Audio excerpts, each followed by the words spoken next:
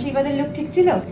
সত্যি কিচ্ছু বলার নেই। আশীর্বাদে আমার দিদির কাছে খুব ছোট্ট রিকোয়ারমেন্ট ছিল, বাট দিদি সেটাকে এতটাই সুন্দরভাবে আকার দিয়েছিল, অ্যান্ড দ্য রেজাল্ট ওয়াজ এতটাই সুন্দর। মানে আমার বাড়ির প্রত্যেকে প্রশংসা করেছেন, ইভেন যারা বাড়িতে ছেলেরা ছিলেন, আমার বাবা, আমার কাকু, তারা মেকআপের কিচ্ছু বোঝে না, বাট স্টিল তারাও বারবার বলেছে যে এত সুন্দর লাগছিল, চেনাই যাচ্ছে না, এত সুন্দর লাগছে।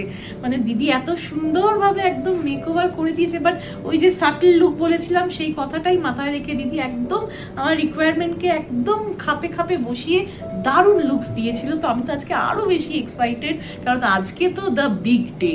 তো আমি একদম খুব এক্সাইটেড, অ্যান্ড অ্যাজ অলওয়েজ আমি ফুললি একদম দিদির উপর কনফিডেন্ট। ব্রাইড বলে কথা, তো সেই রকম ব্রাইডের যে লুকসটা, সেই লুকসটাই চাইছি।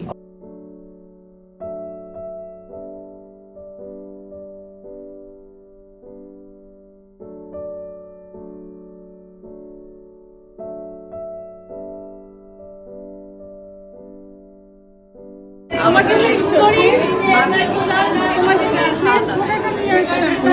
সুন্দর লাগছে, ভীষণ ভালো লাগছে। আমি কালকে এসে তোমার সঙ্গে ছবি তুলে আসবে, আসো প্লিজ। মিষ্টি ব্রাইড সৌমিতা, বলো কেমন লাগলো? খুব খুশি।